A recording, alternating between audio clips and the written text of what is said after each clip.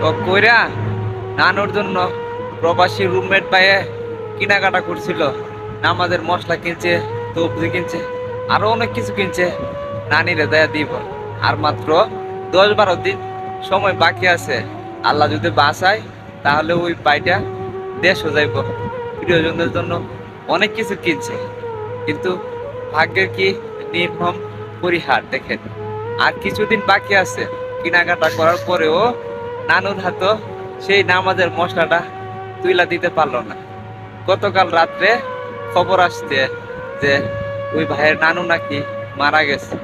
আসলে শুই না খুবই কষ্ট লাগলো, কারণ একজন প্রবাসী কত শখ কইরা কত কিছুই না কিনছে নানুকে দিব।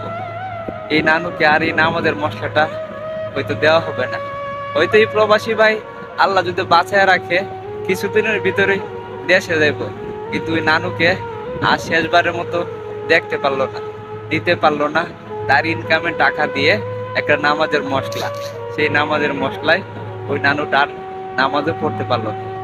আসলে প্রবাসীরা খুবই হতভাগা, শেষ দেখাটাও প্রিয়জনদেরকে দেখতে পারে না। এক মুঠো মাটিও প্রিয়জনদের কবরে দিতে পারে না।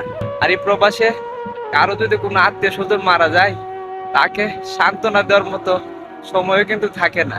সবাই তো ডিউটিতে থাকে।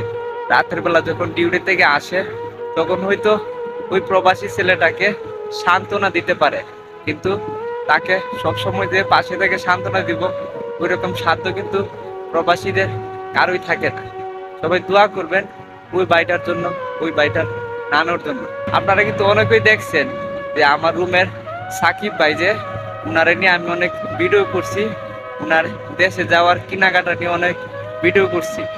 ওই ভাইয়ের নানুটা মারা গেছে গতকালকে রাত্রে।